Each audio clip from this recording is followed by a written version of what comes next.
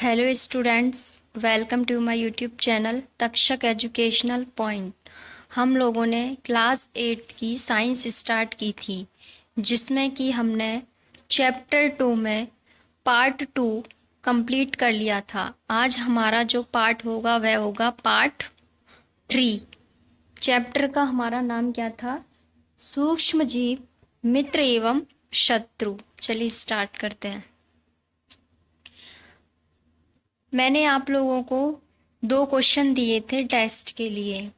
उन क्वेश्चनों के आंसर मैंने यहाँ पर मेंशन किए हुए हैं स्लाइड के अंदर। चलिए देख लेते हैं। फर्स्ट क्वेश्चन था अपना कि किण्वन किसे कहते हैं। किण्वन किसे कहते हैं कि ईस्ट द्वारा चीनी के घोल के एल्कोहल में परिवर्तित होने की प्रक्रिया को हम क्या कहते हैं? किण्वन कहते हैं। नेक्स्ट क्वेश्चन था हमारा, शिशु एवं बच्चों को टीका क्यों लगाया जाता है? तो आंसर है अपना, टीके के द्वारा मृत अथवा निष्क्रिय सूक्ष्मजीवों को स्वस्थ व्यक्ति या शिशु के शरीर में प्रविष्ट कर दिया जाता है, जिससे उसके शरीर में उस रोग कारक के प्रति प्रतिरक्षी का निर्माण हो जाता है। इस प्रकार उस रोग कारक से सदा के लिए सुरक्षा होती रहती है। ये तो हमारे क्वेश्चन हो गए। आगे हम देखते हैं चैप्टर में। हम लोगों ने चैप्टर को यहीं पर एंड किया था, अब यहीं से स्टार्ट करने जा रहे हैं पार्ट नंबर 3। हानिकारक सूक्ष्मजीव। तो हानिकारक सूक्ष्मजीव क्या होते हैं देख लेते हैं अपन लोग। कुछ सूक्ष्मजीव मनुष्य, जंतुओं एवं पौधों में रोग उत्पन्न करते हैं। ऐसे सूक्ष्मजीवों को हम क्या बोलेंगे? रोगजनक या रोगाणु कहते हैं। नेक्स्ट है, हानिकारक सूक्ष्मजीवों के नाम दिए गए हैं उसमें। मनुष्यों में रोग उत्पन्न करना, जंतुओं में रोग उत्पन्न करना, पौधों में रोग उत्पन्न करना और खाद विषाक्तन करते हैं। यानी कि खाद में कुछ सूक्ष्मजीव हानिकारक भी पाए जाते हैं। नेक्स्ट है, फर्स्ट में अपना क्या था? मनुष्यों में रोग कारक सूक्ष्मजीव। मनुष्यों में रोग उत्पन्न करने वाले सूक्ष्मजीव श्वास द्वारा, पेयजल एवं भोजन के द्वारा हमारे शरीर में प्रवेश कर जाते हैं। यानी कि जो कुछ सूक्ष्मजीव ऐसे होते हैं जो हमें खाना खाते टाइम या जल ग्रहण करते टाइम, भोजन के टाइम हमारे बॉडी के अंदर एंट्री कर जाते हैं। संक्रमित व्यक्ति अथवा जंतु के सीधे संपर्क में आने पर भी रोग का संचरण हो सकता है। कहने का मतलब है कि यदि कोई व्यक्ति पहले से ही संक्रमित है किसी भी रोग से या बीमारी से, तो उस व्यक्ति के द्वारा भी अगले व्यक्ति में रोग उत्पन्न हो सकता है। दूसरा व्यक्ति भी क्या हो सकता है? संक्रमित हो सकता है। सूक्ष्म जीवों के द्वारा होने वाले ऐसे रोग जो एक संक्रमित व्यक्ति से स्वस्थ व्यक्ति में वायु, जल, भोजन संपर्क द्वारा फैलते हैं, ये संचरणीय रोग कहलाते हैं। इसमें आप लोगों को बताया गया है कि संचरणीय रोग क्या कहलाता है और संचरणीय रोग कैसे फैलते हैं। सूक्ष्म जीवों के द्वारा होने वाले ऐसे रोग जो एक संक्रमित व्यक्ति, यानी कि जो व्यक्ति पहले से ही किसी भी रोग से ग्रस्त है, किसी भी रोग से संक्रमित है, ठीक है, तो स्वस्थ व्यक्ति में उसके द्वारा वायु, जल, भोजन अथवा संपर्क द्वारा भी फैल सकता है। इस प्रकार के रोगों के कुछ उदाहरण भी दिए गए हैं, जैसे कि हैजा, सामान्य सर्दी जुकाम, चिकन पॉक्स आदि। नेक्स्ट है,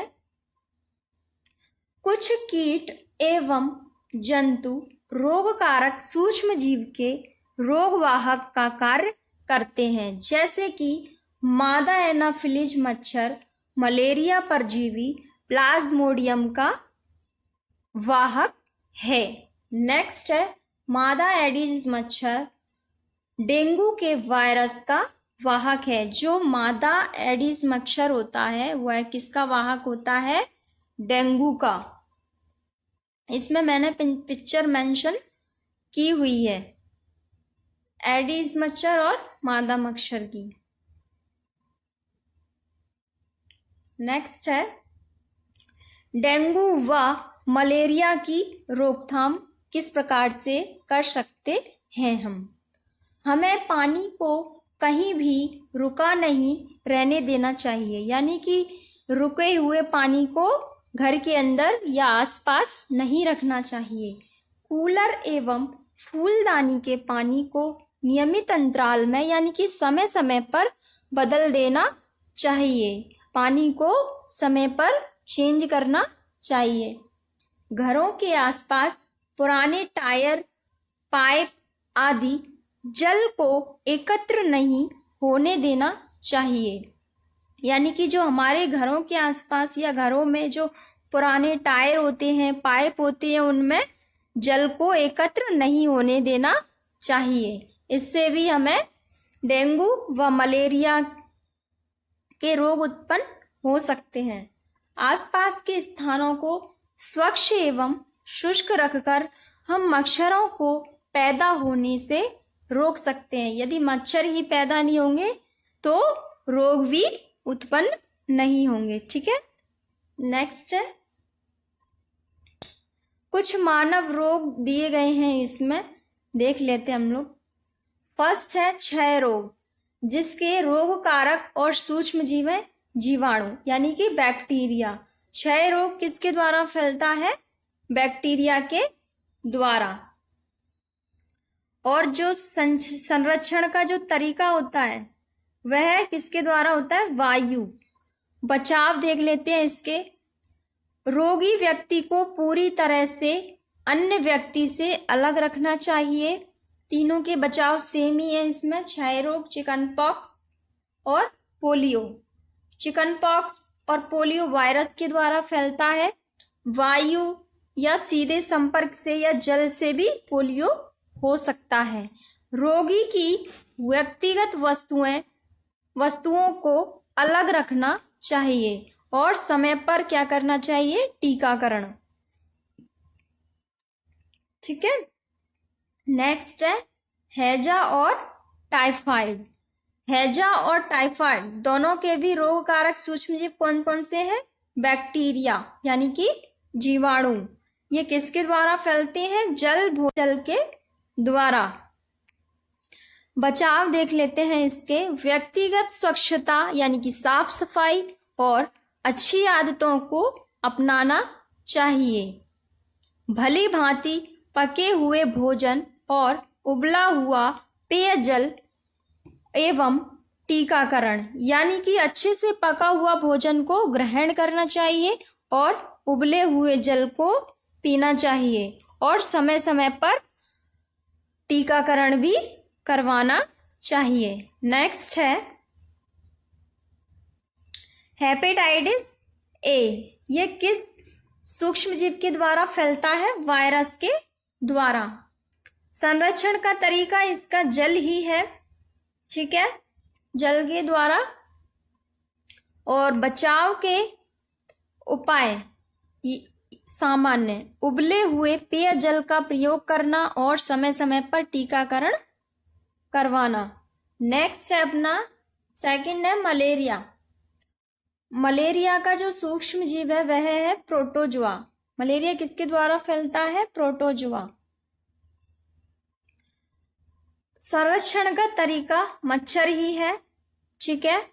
बचाव के उपाय देख लेते हैं। मच्छरदानियों का प्रयोग करना, मच्छर भगाने वाले रसायन का प्रयोग करना, कीटनाशक का छिड़काव समय समय पर करते रहना। नेक्स्ट है, सेकंड है अपना जंतुओं में रोग कारक जीवाणु। सूक्ष्म जीव जंतुओं में अनेक प्रकार के रोग उत्पन्न करते हैं, यानी कि कुछ सूक्ष्म जीव ऐसे होते हैं वे जंतुओं में भी अनेक प्रकार के रोग उत्पन्न कर देते हैं। जैसे कि उदाहरण के लिए देख लेते हैं हम, एंथ्रेक्स मनुष्य एवं मवेशियों में होने वाला भयानक रोग है जो जीवाणु द्वारा फैलता है, यानी कि बैक्टीरिया के द्वारा। गाय में खुर एवं मुंहपका नामक एक रोग हो जाता है, वह भी किसके द्वारा होता है? वायरस के द्वारा। ये पिक्चर लगी हुई है, देख सकते हैं आप लोग। नेक्स्ट है पौधों में रोग उत्पन्न करने वाले सूक्ष्म जीव। अनेक सूक्ष्म जीव हैं, जैसे कि गेहूं, चावल, आलू, गन्ना, संतरा आदि। कुछ पौधे ऐसे होते हैं जिनमें रोग उत्पन्न हो जाते हैं, जैसे कि गेहूं और नींबू। गेहूं का रस्ट रोग होता है, नींबू में कैंकर रोग हो जाता है। देख लेते हैं, फर्स्ट में दिया हुआ है पादप रोग दिए गए, इधर सूक्ष्म जीव दिए हुए हैं और संरक्षण का तरीका भी दिया गया है। फर्स्ट है अपना नींबू का कैंकर रोग बैक्टीरिया के द्वारा, गेहूं का रस्ट रोग कवक के द्वारा, भिंडी की पित्त वायरस के द्वारा। संरक्षण का तरीका होगा वायु एवं बीज, भिंडी की पित्त कीट के द्वारा।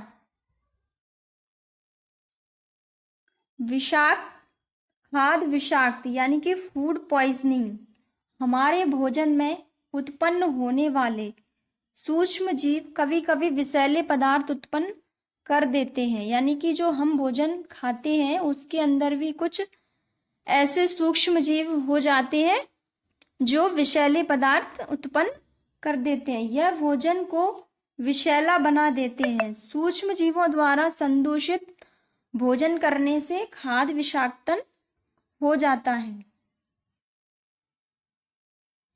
नेक्स्ट है,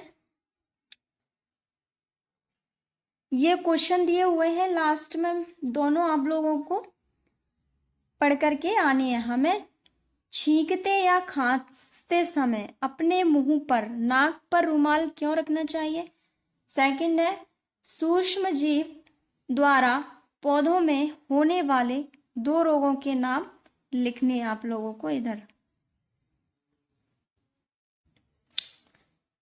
यहाँ पर हम अपनी क्लास को एंड करते हैं। नेक्स्ट जो टॉपिक रहेगा वह हम नेक्स्ट क्लास में देखेंगे। आप लोगों को यदि क्लास अच्छी लगी हो, लाइक, शेयर एंड सब्सक्राइब ज़रूर करिएगा। Thank you so much.